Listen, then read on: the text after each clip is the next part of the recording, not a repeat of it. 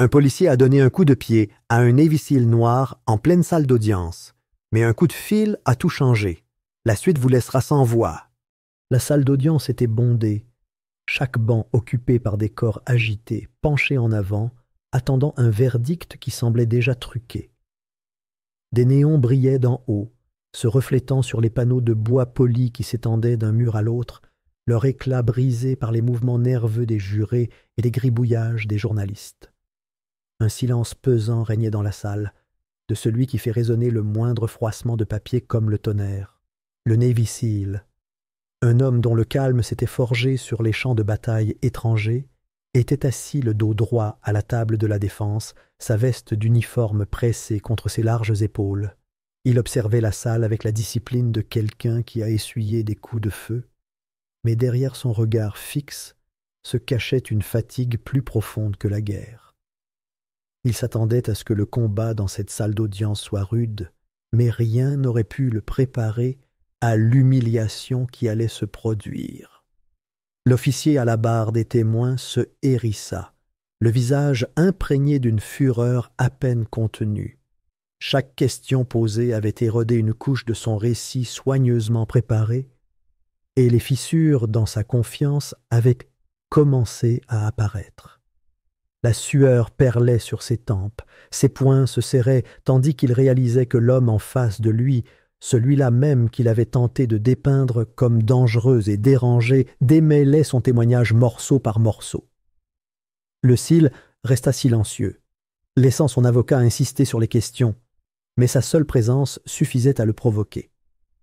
C'était une présence qui respirait la discipline, une présence que l'officier ne pouvait contrôler, et dans cette incapacité, sa rage déborda. Il repoussa sa chaise, ses bottes martelant le sol ciré, et avant que quiconque puisse réagir, il traversa en trombe l'espace qui séparait la barre des témoins de la table de la défense. Puis vint l'impact brutal et brutal de sa botte dans la poitrine du SEAL. Le bruit résonna dans la salle comme un coup de feu. Le corps du SEAL fut projeté en arrière, sa chaise dérapant et basculant avec fracas tandis qu'il trébuchait, sa veste d'uniforme s'ouvrant sous la force du coup. Un halètement collectif s'échappa de la galerie, les journalistes se relevant précipitamment, les jurés tressaillant comme s'ils avaient été frappés. Le marteau du juge frappait furieusement le billot, chaque coup de bois contre bois plus fort, plus désespéré, mais l'ordre avait volé en éclats. Le choc se propagea dans l'air, si dense qu'on aurait pu s'étouffer. À cet instant, la justice elle-même sembla s'effondrer en poussière, piétinée sous le talon d'un homme portant un insigne. Le SEAL se redressa, les bottes calées contre le sol tandis qu'il se relevait, la main appuyée brièvement sur sa poitrine à l'endroit du cou. Une douleur fulgurante parcourut son corps, vive mais fugace, comparée à la douleur de l'humiliation. C'était un homme qui avait été pris pour cible, qui avait porté ses frères à travers des déserts sous le feu ennemi, qui s'était endormi au son des mortiers martelant la terre autour de lui. Aucun de ces moments ne l'avait autant transpercé que celui-ci. Ici, dans un lieu censé incarner l'équité et la vérité, il avait été réduit à l'état de simple cible. Sa dignité était menacée devant des inconnus, devant les caméras, devant des hommes et des femmes censés peser le pour et le contre. De l'autre côté de la salle, l'officier se tenait droit, un rictus narquois au coin des lèvres. Ce regard exprimait sa conviction d'être intouchable, comme si son uniforme et ses alliances avec des hommes puissants l'avaient rendu invincible. Les lèvres de l'accusation se contractèrent en un rictus qui ressemblait presque à un sourire narquois. L'avocat de la défense se figea, comme partagé entre l'indignation et la peur des représailles, et le jury se déplaça sur ses sièges, son regard passant de l'un à l'autre, tels des témoins d'un crime que personne n'osait nommer à voix haute. La galerie s'est mise à chuchoter, les spéculations se répandant sur les bancs par vagues précipitées. Ce dont il venait d'être témoin n'était pas seulement une agression, mais la révélation d'une corruption profondément enfouie dans le système. Mais le SEAL ne riposta pas. Il ne se jeta pas en avant, ne laissa pas ses poings répondre à la violence qui lui avait été infligée. Il se redressa les épaules, et se tint droit, le silence pesant plus lourd que n'importe quel cri. Son expression était une tempête à peine contenue, le regard dur comme la pierre, la mâchoire serrée à écraser les dents. Pourtant, aucun mouvement ne le trahissait. Se battre ici reviendrait à faire le jeu d'homme qui le présentait déjà comme dangereux, qui ne désirait rien d'autre qu'un instant pour le transformer en preuve. Sa retenue était plus forte que n'importe quelle explosion. C'était un silence plus profond que le coup de pied, un silence qui disait qu'il était un soldat toujours maître de lui, un homme refusant d'être entraîné dans la boue, malgré tous ses efforts. Pourtant, en lui, la colère grondait comme une tempête de feu. Ce n'était pas seulement une question de coup de pied, c'était une trahison sur une autre, l'insulte d'être traité comme un moins qu'un humain après tout ce qu'il avait donné. Son service, sa loyauté, son sang, versés sur des champs de bataille que la plupart de ces gens n'auraient jamais pu imaginer, furent balayés par un seul acte de violence. Il pensa aux frères qu'il avait perdus outre-mer, des hommes de toute couleur et de toute croyance, qui avaient versé leur sang à ses côtés sans poser de questions, qu'il avait traité comme un membre de sa famille, quand les armes à feu ne se souciaient pas de la peau.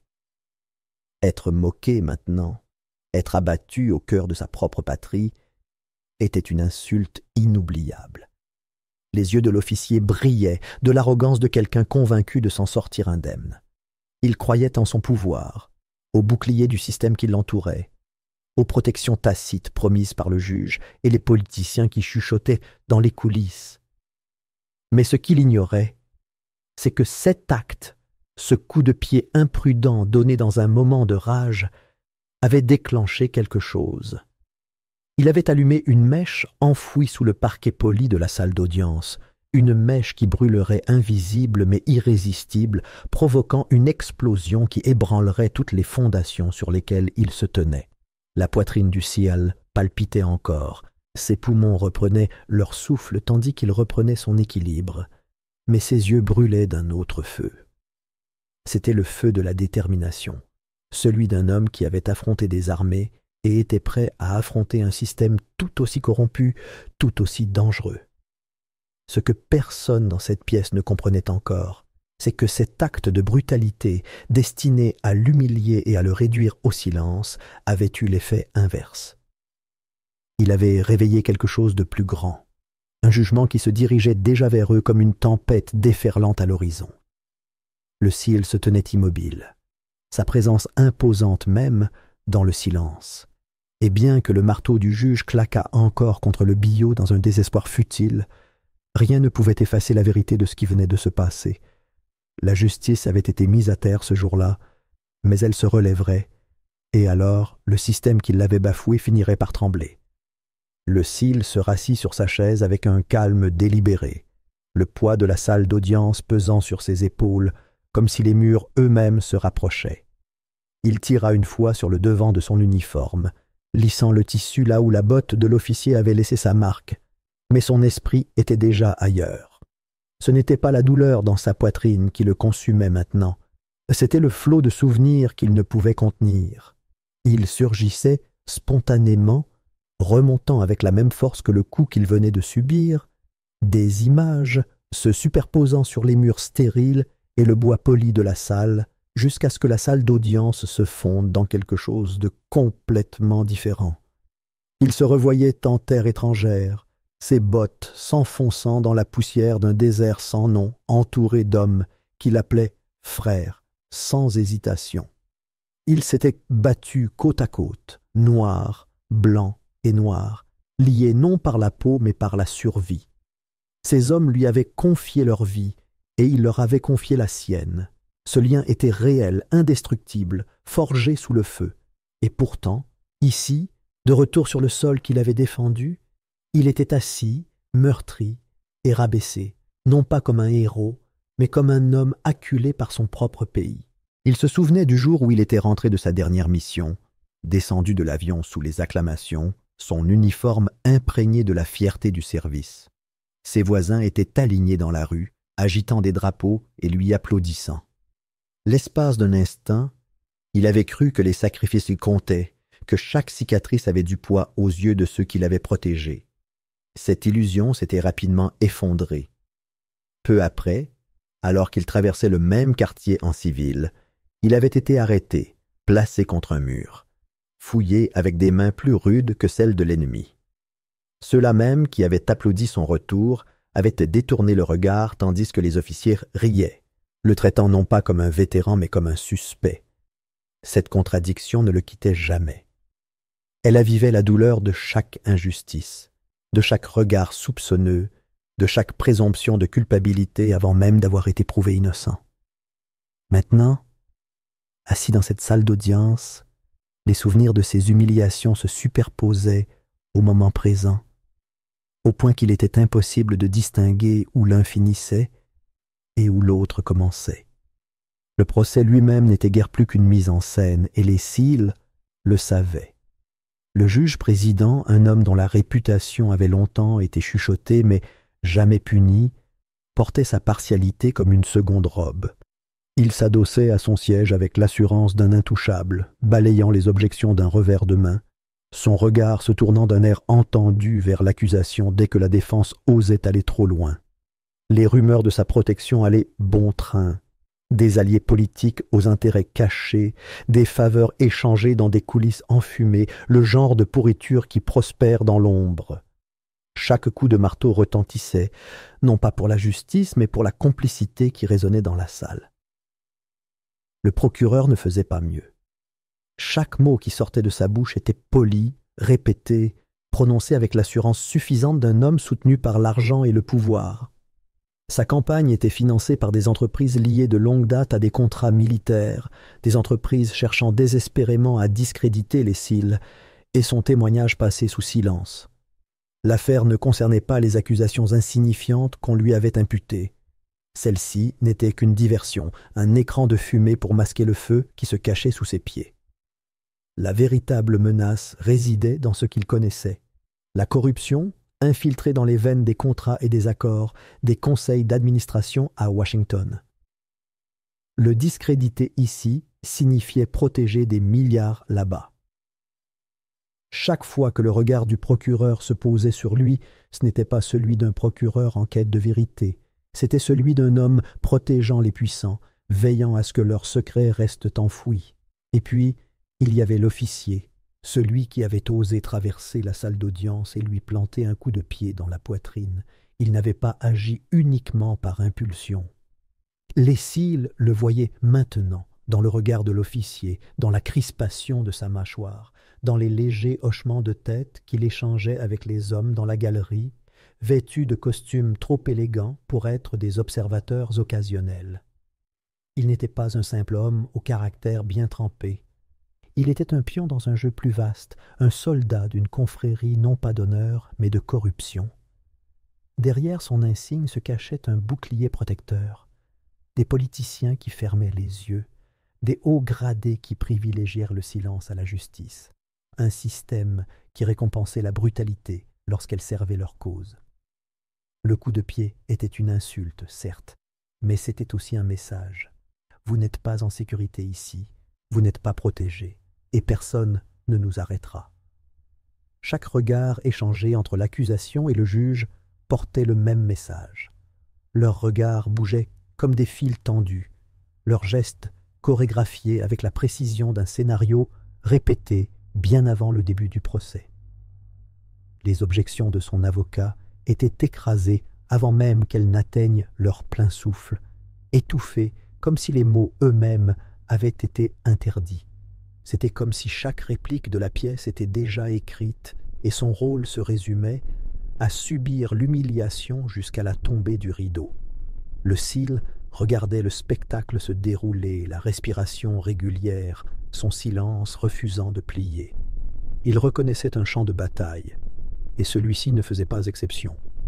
Sauf qu'ici, pas de fusil, pas de camouflage, pas de ligne claire. Ici, l'ennemi portait des robes et des cravates, souriait aux caméras et serrait des mains dans des couloirs impeccables. Ses alliés l'avaient prévenu. Des hommes en qui il avait confiance lui avaient dit qu'entrer dans ce procès, c'était comme entrer en embuscade sans armure. Ils avaient dit que le système était déjà truqué contre lui, que peu importe la quantité de preuves, peu importe la vérité, le poids du pouvoir ferait toujours pencher la balance. Assis là, la blessure sous son uniforme se transformant en une plaie profonde et aiguë, il réalisa à quel point ils avaient eu raison. Le tribunal n'était pas qu'une simple salle. C'était un piège déguisé en justice, dont les murs se refermaient à chaque coup de marteau. Et pourtant, il ne céda pas. Il était assis là, le dos droit, le regard fixe, chaque souffle déclarant qu'il ne se plierait pas à leur jeu. Les jurés s'agitèrent sur leurs sièges, l'inconfort se lisant dans leurs regards furtifs, certains compatissants, d'autres évitant complètement son regard. Eux aussi semblaient pris au piège, tiraillés entre leur conscience et la main lourde de l'autorité qui les menaçait. La galerie murmurait sans cesse, mi-indignation, mi-peur, leur voix rapidement étouffée par le regard noir de l'huissier. La salle était plongée dans la tension, un théâtre de contrôle auquel il semblait impossible d'échapper. Pourtant, la seule présence du cil irradiait la défiance, la force tranquille de quelqu'un qui avait affronté pire et refusé de céder. Personne dans cette salle d'audience ne connaissait la vérité silencieuse à ses côtés.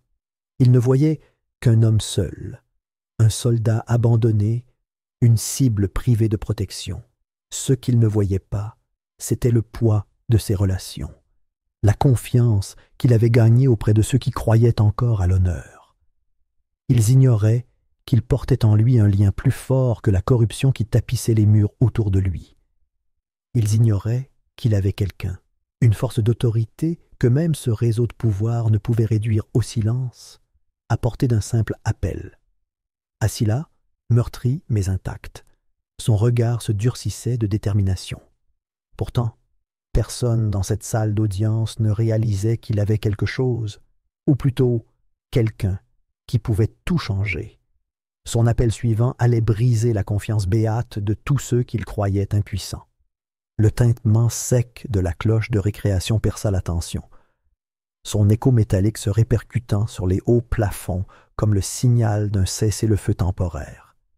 Les gens s'agitèrent de leurs sièges, mal à l'aise, des murmures résonnant dans la galerie comme si le son avait crevé un ballon gonflé de peur.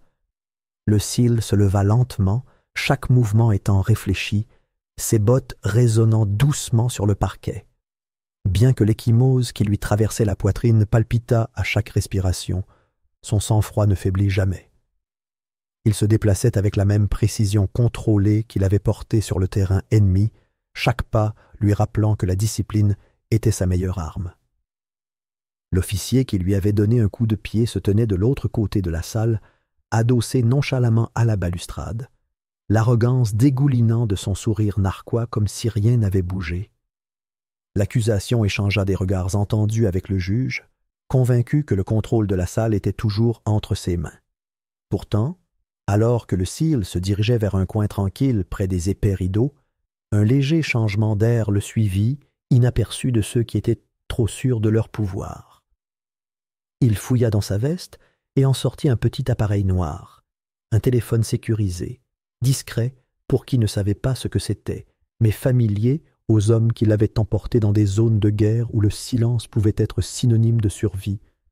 Son poids froid dans sa paume lui donna un effet apaisant, comme l'acier froid d'une arme qu'il maîtrisait depuis longtemps. Il composa un numéro gravé dans sa mémoire, une séquence gravée là non pas par la routine, mais par la loyauté. Lorsque la ligne fut établie, le bourdonnement constant et lointain des parasites fit place à une voix qui portait l'autorité comme un tonnerre maîtrisé. C'était la voix d'un général 4 étoiles, un homme dont les ordres avaient autrefois envoyé des bataillons entiers au combat. L'espace d'une brève seconde, le souvenir se superposa à l'instant. Le cil se revit dans le désert, son escouade clouée sous un feu incessant, les radios crépitant d'ordres qui tracèrent le chaos avec une précision chirurgicale. Ce général avait été celui qui les avait guidés, ses paroles inébranlables, même lorsque les explosions rougissèrent le ciel. Dans ce creuset, le respect s'était forgé, non pas celui, creux, exigé par le rang, mais le lien indéfectible entre des hommes qui se confiaient mutuellement leur vie. Aujourd'hui, des années plus tard, ce même lien vibrait au-delà de la ligne, porteur du poids d'une loyauté que la politique ne pouvait jamais ébranler. La voix du Sil était calme, dépouillée de tout superflu. Il prononçait peu de mots, mais chaque syllabe portait le poids d'années de sacrifice, d'années passées à faire ses preuves dans des lieux que le monde avait oubliés. Il ne suppliait pas, ne s'expliquait pas longuement. Il se contentait de relater ce qui avait été fait, ce dont il avait été témoin, et le silence qui suivit lui indiqua que le général avait parfaitement compris. La réponse fut sans hésitation, d'un ton ferme et résolu. Le général se contenta de dire qu'il s'en occuperait. Puis la ligne fut coupée avec la force d'une détente. Pendant un moment, le palais de justice reprit son étrange rythme. Les avocats triaient des papiers, les journalistes rassemblaient des fragments de phrases pour leurs prochains articles, et le juge murmurait à son greffier d'un ton empreint d'irritation. Pourtant, sous la surface, quelque chose avait changé. Le Sil restait assis tranquillement, les mains jointes devant lui, la posture inflexible malgré la douleur dans sa poitrine. Extérieurement, il paraissait inchangé, un autre accusé subissant le poids du système. Mais intérieurement, il savait que la balance avait penché. Il avait vu suffisamment de champs de bataille pour reconnaître l'arrivée des renforts. Les heures passèrent, le soleil baissait de plus en plus, sa lumière orangée traversant les fenêtres du tribunal en longs rayons qui tombaient sur le bois poli. Le bruit vint d'abord, le grondement sourd et rythmé des moteurs, lourds et synchronisés. Puis vint le reflet des phares sur les portières vitrées, la silhouette caractéristique des SUV noirs blindés se mettant en formation devant les marches du tribunal. Leurs vitres, sombres comme l'obsidienne, ne révélaient rien, mais pour ceux qui le savaient, leur présence en disait long. Ce n'étaient pas des voitures de police ou des fonctionnaires municipaux. C'étaient des véhicules fédéraux, du genre à transporter des agents qui ne répondaient à aucun maire, à aucun juge, à aucune chaîne de commandement locale. La nouvelle se répandit rapidement dans les couloirs, portée par des pas précipités et des murmures étouffés. Les officiers qui avaient autrefois ricané devant le silence des Sil sentirent maintenant l'air se refroidir, leur confiance se transformant en malaise. Des murmures ondulaient dans la galerie. Même les jurés, pourtant confinés, eurent vent de l'arrivée soudaine. Quelqu'un de puissant arrivait, quelqu'un hors d'atteinte de la corruption locale qui avait empoisonné la salle d'audience. Le sourire narquois de l'officier vacilla. Le procureur feuilleta nerveusement ses papiers, les yeux rivés vers les sorties comme s'il calculait une évasion. Le juge tenta de masquer son malaise, frappant son marteau pour rappeler la salle à l'ordre, comme s'il pouvait faire taire la tempête qui s'abattait de l'extérieur. Mais pour la première fois de la journée, sa main trembla légèrement, le manche en bois du marteau glissant sous sa main. Il savait, comme tout homme pris dans le filet de tromperie entourant ce procès, que leur mur de protection commençait à se fissurer. Le bruit de lourdes bottes résonna dans les couloirs, mesuré, discipliné, et non celui des pas frénétiques des journalistes ou de la ruée trébuchante des curieux. Ces pas appartenaient à des hommes entraînés à se déplacer avec détermination. Le Sil était assis en silence, la poitrine encore douloureuse, mais l'esprit inébranlable, le regard fixé devant lui. Il n'avait pas besoin de se lever, ni de faire un geste, ni d'expliquer. Il savait que la donne allait changer, et le calme qui régnait dans son corps n'était pas la défaite, mais la certitude. Ce même silence, autrefois pris pour de la faiblesse, portait désormais le poids de l'inéluctabilité. C'était un homme qui avait été frappé, humilié et moqué, mais il n'avait jamais été impuissant. Le système pensait l'avoir acculé, l'avoir abandonné. Il n'avait jamais compris que le véritable pouvoir ne résidait ni dans les robes, ni dans les insignes, ni dans les sourires narquois des hommes qui les maltraitaient. Le véritable pouvoir résidait dans les liens forgés par la loyauté, dans la confiance acquise par le sacrifice, dans l'autorité inébranlable de ceux qui se souvenaient encore du sens de l'honneur. Les doubles portes au fond de la salle d'audience claquèrent lorsque la première vague de bottes les atteignit. La conversation s'essouffla.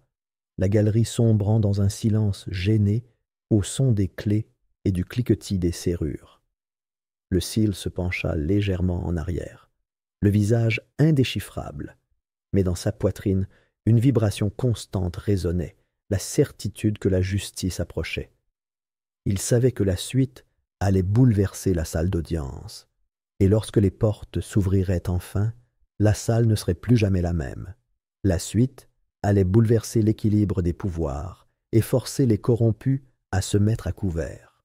Les portes s'ouvrirent en grand, dans un fracas assourdissant qui fit taire toutes les insultes murmurées et tous les rires moqueurs qui avaient empli la salle d'audience quelques instants plus tôt. La lumière du soleil pénétra du couloir, illuminant le laiton poli des badges et des insignes, tandis qu'une rangée d'agents fédéraux entrait en trombe, leurs bottes frappant le sol de marbre à l'unisson, tel un tambour de jugement. Au centre se tenait une silhouette qui semblait dominer l'air qui l'entourait. Un général 4 étoiles, ses rubans et ses étoiles scintillant sous les lumières de la salle. Il n'éleva pas la voix, n'agita pas les bras, mais sa présence suffisait à faire taire le marteau qui continuait de marteler frénétiquement dans la main du juge. Toutes les têtes se tournèrent, tous les souffles s'arrêtèrent. La salle qui avait moqué et rabaissé un Navy SEAL tremblait maintenant sous le poids d'un pouvoir qu'elle ne pouvait maîtriser. Le regard du général balaya la salle d'audience comme une lame, tranchant à travers les couches d'arrogance et de corruption. Sans hésiter, il fit signe aux marshals, qui commencèrent à distribuer d'épais dossiers estampillés du sceau du ministère de la Justice. Les pages bruissaient, tandis que les mandats étaient distribués et lus à voix haute, les mots résonnant dans la salle avec la force d'un verdict. Les noms furent appelés, les accusations annoncées, et ceux-là même qui s'étaient présentés au tribunal avec une assurance suffisante trouvèrent soudain le regard de la nation braqué sur leurs poignets entravés. L'officier qui avait donné un coup de pied au SEAL, ricanant avec un amusement cruel, fut le premier à être tiré sur ses pieds. Le bruit des menottes se refermant fut sec et définitif, une ponctuation métallique qui fit sursauter l'assistance. Le SEAL, toujours assis, meurtri et immobile, ne se leva pas pour jubiler. Il ne sourit pas d'un air narquois face à la chute de l'homme qu'il avait traité comme un moins qu'un humain. Son expression resta calme, sa poitrine se soulevant et s'abaissant avec la lente discipline d'un soldat ayant connu des champs de bataille bien pires. Pourtant, son silence en disait long. Le simple fait d'observer sans broncher, sans rage, était une déclaration. La force ne résidait pas dans la vengeance, mais dans la vérité. Autour de lui, la galerie s'est enflammée. Les halètements des uns, les acclamations des autres, et le grattement frénétique des plumes des journalistes qui réalisaient soudain qu'ils étaient témoins d'une histoire qui ne ferait pas que faire la une des journaux, mais l'histoire. Le juge abattit à nouveau son marteau, désespéré de reprendre le contrôle, mais le son était creux face à la marche de la justice qui se déroulait sous ses yeux. Sa perruque poudrée semblait désormais ridicule, sa robe un costume masquant, une pourriture exposée à la lumière.